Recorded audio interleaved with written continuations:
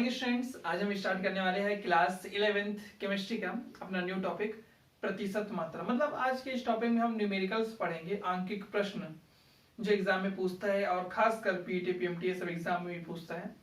तो ये क्वेश्चन करते हैं। तो हमारा जो क्वेश्चन है वो है प्रतिशत मात्रा।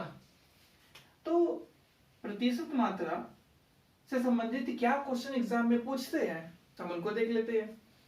तो प्रतिशत मात्रा निकालने से पहले आपको जो सीखना पड़ेगा वो सीखना पड़ेगा अणु भार निकालना। अणु भार निकालने के लिए आपको तत्वों का परमाणु भार ज्ञात होना चाहिए। मैंने एक वीडियो बनाया था तत्व या परमाणु करके, जिसमें हम तत्वों के परमाणु क्रमांक और परमाणु भार कैसे याद रख सकते हैं वो बनाया था, जिसका लिंक मैं डिस्क्रिप्शन में दूंगा। आप ये वाले वीडियो देख लीजिएगा तो परमाणु भार कैसे याद रखना है वो समझ में आ जाएगा। ठीक है, तो अणु भार कैसे निकालते हैं अगर बात करें, हमने लिखा है H2O। हाइड्रोजन का परमाणु क्रमांक होता है 1। हमको उससे मतलब नहीं, हमको उसके परमाणु भार से मतलब है। उसका परमाणु भार भी होता है 1, तो हम लिखेंगे परमाणु भार हाइड्रोजन का 1। चूंकि यहाँ 2 लिखा हुआ है तो आप उसका 2 से मल्टीप्लाई करोगे। ओके, देन हाइड्रोजन का फिनिश हो गया तो आप प्लस लगा दो। ऑक्सीजन का परमाणु क्रमांक होता है 8, उसका परमाणु भार लगभग उसका दुगना होता है 16, तो 16। क्योंकि ऑक्सीजन में कुछ नहीं लिखा है नीचे में तो हम कुछ मल्टीप्लाई नहीं करेंगे, सिर्फ 16 रहने देते हैं। ये हो गया 2 + 16 = 18। एक और एग्जांपल H2O2, इसका निकालेंगे तो हाइड्रोजन का सेम ऐसे ही होगा, 1 × 2 हो जाएगा पहले की तरह, प्लस ऑक्सीजन का होता है 16। इस बार चूंकि ऑक्सीजन में 2 लगा हुआ है तो हो जाएगा 2 यहाँ पे, तो 2 + 32 ये हो गया 34। ठीक है, तो ये आ गया H2O2 का क्या अणु भार। अणु भार जब हम किसी सिंगल तत्व का निकालते हैं तो वो परमाणु भार होता है, जैसे ऑक्सीजन का 16 तो ये कहलाएगा परमाणु भार। लेकिन जब 2-3 तत्वों को एक साथ निकाला तो वो अणु के रूप में है तो कहलाएगा उनका अणु भार। तो अणु भार निकालना प्रतिशत मात्रा ज्ञात करने के लिए बहुत जरूरी होता है। एक और देखें,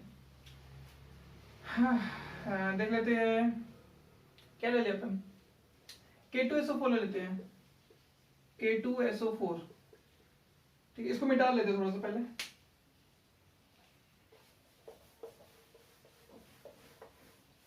तो लेते हैं K2SO4। K2SO4 के यदि हम निकालें तो क्या निकलेगा, पोटेशियम का होता है परमाणु क्रमांक 19 और परमाणु भार उसका होता है 40। तो 40 में 2 का मल्टीप्लाई करेंगे तो हो जाएगा, ऐसे लिख लेते हैं। ठीक है, पहले 40 × 2। ओके, सल्फर का परमाणु क्रमांक होता है 16, परमाणु भार होता है 32, तो हम लिखेंगे 32। क्योंकि इसके नीचे कुछ नहीं मतलब कुछ मल्टीप्लाई नहीं होगा। देन फिर से प्लस ऑक्सीजन का 16, क्योंकि यहाँ पे 4 है तो 4 को मल्टीप्लाई कर देंगे। ओके, मल्टीप्लाई करते हैं देन ऐड करेंगे, 40 दूनी 80 + 32, 16 चौको 64। अब ऐड कर लेते हैं सबको, 4 2 6 8 3 11 11 और 6 17, तो 176 आ गया K2SO4 का अणु भार। तो ये होता है अणु भार निकालने का तरीका। अब प्रतिशत मात्रा के लिए क्वेश्चन क्या आता है और हम कैसे निकालते हैं प्रतिशत मात्रा वो देख लेते हैं। ओके, तो पहला क्वेश्चन है कि C2H5OH में कार्बन हाइड्रोजन ऑक्सीजन की प्रतिशत मात्रा ज्ञात कीजिए। हो सकता है कभी कभी ये क्वेश्चन आपको सिंपल मिल जाए कि इसमें सिर्फ कार्बन की ज्ञात कीजिए, या फिर इसमें सिर्फ हाइड्रोजन ज्ञात कीजिए, या फिर इसमें सिर्फ ऑक्सीजन की प्रतिशत मात्रा ज्ञात कीजिए। ठीक है, मतलब C2H5OH जो बना हुआ है एथिल अल्कोहल, ये जो इसका नाम है आप 11th में आगे सीखेंगे। स्टार्टिंग में हो सकता है आप लोगों ने 9th और 10th में अल्कोहल के बारे में पढ़ा हो, तो ये था एथिल अल्कोहल। ठीक है, जिसे एथेनॉल भी कहते थे। तो ये जो बना हुआ है इसके बनने में कितना प्रतिशत कार्बन है, कितना प्रतिशत हाइड्रोजन है और कितना प्रतिशत ऑक्सीजन है, ये हमको बताना है। ठीक है, तो सबसे पहले हम इनके परमाणु भार लिख लेते हैं, फिर पूरे का अणु भार निकाल लेंगे, देन हम लाइन से निकालेंगे। ठीक है, प्रतिशत मात्रा। तो लिखेंगे कार्बन का परमाणु भार बराबर कितना होता है 12। हाइड्रोजन का परमाणु भार कितना होता है 1, और ऑक्सीजन का परमाणु भार कितना होता है, वो होता है 16। ठीक है, यानी सब अलग गया। अब हम पूरे का अणु भार निकाल लेते हैं। C2H5OH का अणु भार क्या निकलेगा, अणु भार इसका, तो कार्बन का होता है 12। ओके, क्योंकि कार्बन के पास 2 है तो आप मल्टीप्लाई 2 कर लोगे। ठीक, इतना पहले जैसा।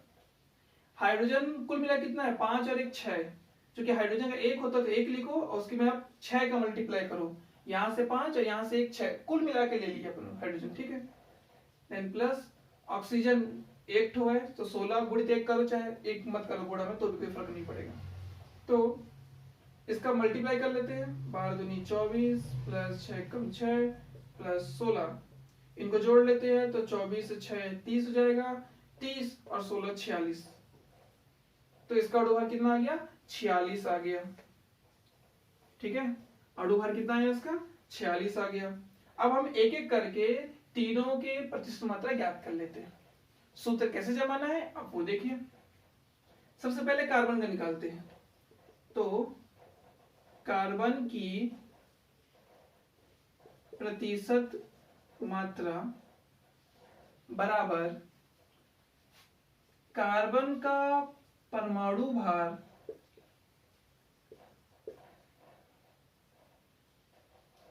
कार्बन का कुल परमाणु भार बटे C2H5OH का अणु भार, मतलब जितना हमने कार्बन इसमें मिलाया है वो हम यहां ले लेंगे, और C2H5OH का कुल अणु भार ले लेंगे अपन। क्योंकि परसेंटेज निकालना है, प्रतिशत, तो पता है परसेंटेज निकालने के लिए आपको क्या करना पड़ता है 100 का मल्टीप्लाई, तो परसेंट आंसर आएगा। ये फॉर्मूला बना अपना, वैल्यू पुट करते हैं। ओके, कार्बन का, कार्बन इसमें कितना ले गया है 2 ठो, तो 12 गुणित, तो परमाणु भार 12 होता है, कुल परमाणु भार बोला है तो चूंकि जितना कार्बन है मल्टीप्लाई कर देंगे। ओके, मल्टीप्लाई किया हमने। देन C2H5OH का कितना निकला था 46 आया था। ओके, और इनटू 100 सॉल्व करते हैं, 12 दूनी 24 और 46,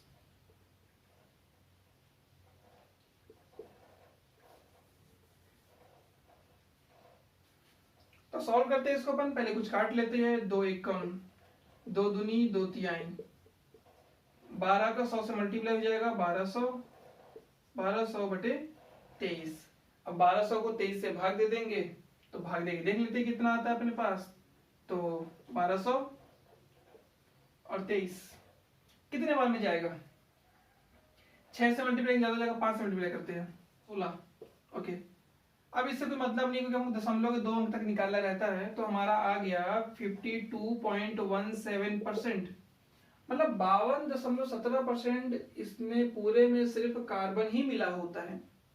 इसी तरीके से हमको हाइड्रोजन भी निकालना है, इसी तरीके से हमको ऑक्सीजन भी निकालना है, तो वो देख लेते हैं अपन अब। ठीक है, कि कैसे अपन निकाल सकते हैं। हाइड्रोजन देखते हैं नेक्स्ट। ओके, इतना नोट कर लीजिए पहले। तो दूसरा जो अपन देख रहे हैं हाइड्रोजन की प्रतिशत मात्रा, सूत्र वैसे ही लिखाएगा, हाइड्रोजन का कुल परमाणु भार बटे C2H5OH का अणु भार गुणित 100 और परसेंट। तो हाइड्रोजन कितना ठो यहाँ पे था 6 ठो था। हाइड्रोजन का परमाणु भाग 1 होता है, कुल 6 ठो था, इससे 6 से मल्टीप्लाई करेंगे, इसका हम लोगों ने निकाला था 46 और इंटू ये 100। इसको भाग दे सकते हैं अपन 2 से, चाहे तो 2 तिहाई और ये 23 आया था, ये 300 हो जाएगा ऊपर, और ये हमारे पास 23। 300 को 23 से भाग देते हैं तो हम देखते हैं क्या आएगा हमारे पास 300 और 23, तो 13.04%। ये होती है हाइड्रोजन की प्रतिशत मात्रा।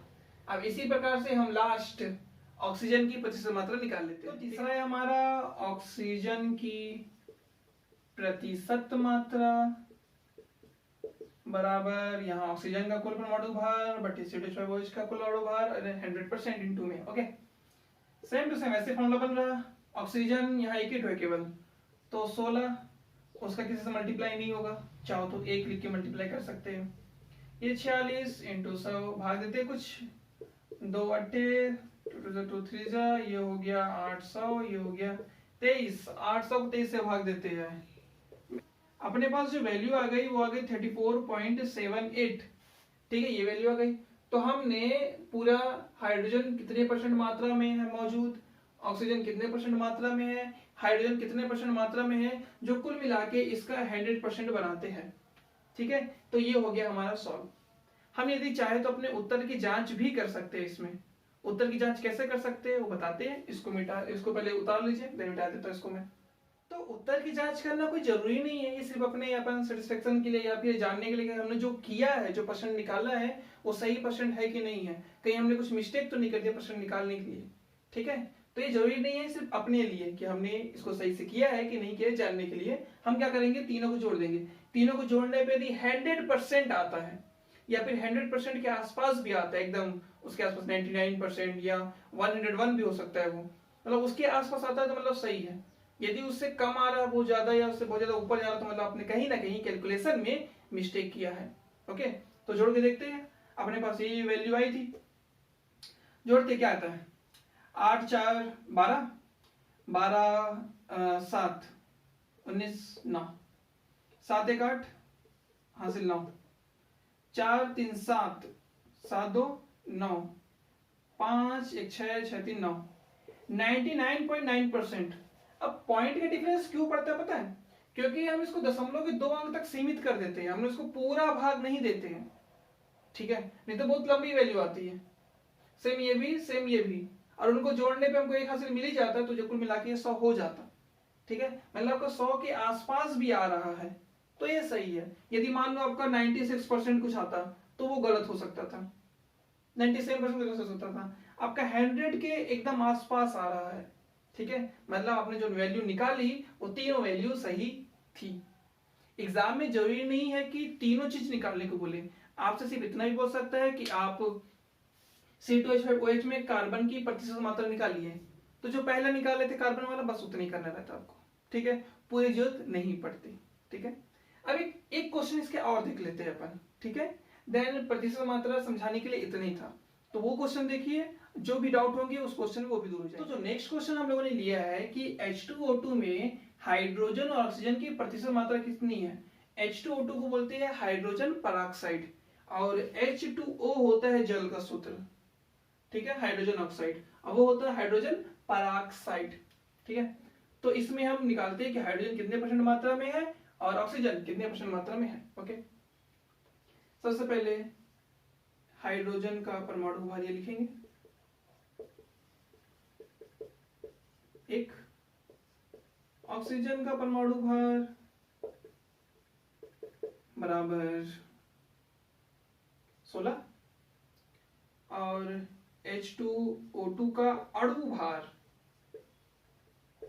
बराबर हाइड्रोजन का 1 लिखेंगे इंटू 2, ऑक्सीजन का 16 लिखेंगे इंटू 2, तो 2 16 दूनी 32, सॉरी 32, और जोड़ने पे आ जाएगा 34। ठीक है, ये आ गया कुल मिला के। तो अब हम बारी बारी निकाल लेते हैं हाइड्रोजन का भी और ऑक्सीजन का भी। ओके, तो हाइड्रोजन की प्रतिशत मात्रा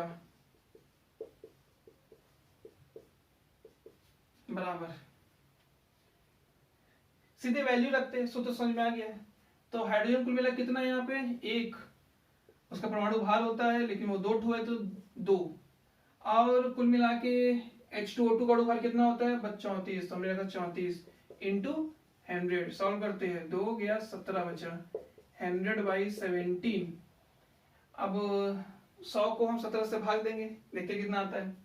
तो भाग देने पे आता है लगभग 100, तो मैं इसको डायरेक्ट निकाल दे रहा हूँ 5.88, आप उसको निकाल के देख लीजिएगा, थोड़ा शॉर्ट मार देना। ठीक है, ऑक्सीजन की प्रतिशत मात्रा, ऐसे ऑक्सीजन का निकाल लेंगे अपन।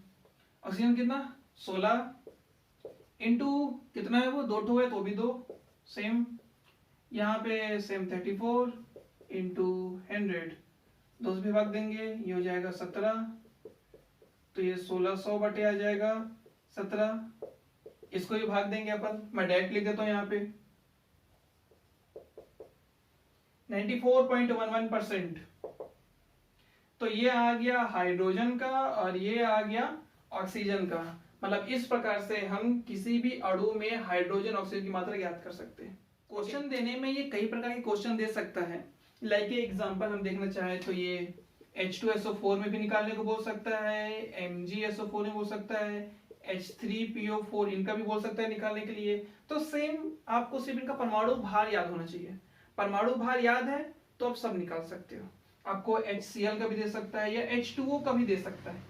इस प्रकार से यदि आपको इनका परमाणु भार पता है तो आप प्रतिशत मात्रा आसानी से निकाल सकते हैं। ठीक है, यदि आपको वीडियो अच्छा लगा हो तो प्लीज चैनल को लाइक, सब्सक्राइब और शेयर करना ना भूलें। साथ ही साथ नोटिफिकेशन बिल को प्रेस करें, जिससे हमारे द्वारा अपलोड किए वीडियो आपको नोटिफिकेशन के माध्यम से प्राप्त हो जाएंगे। Thank you.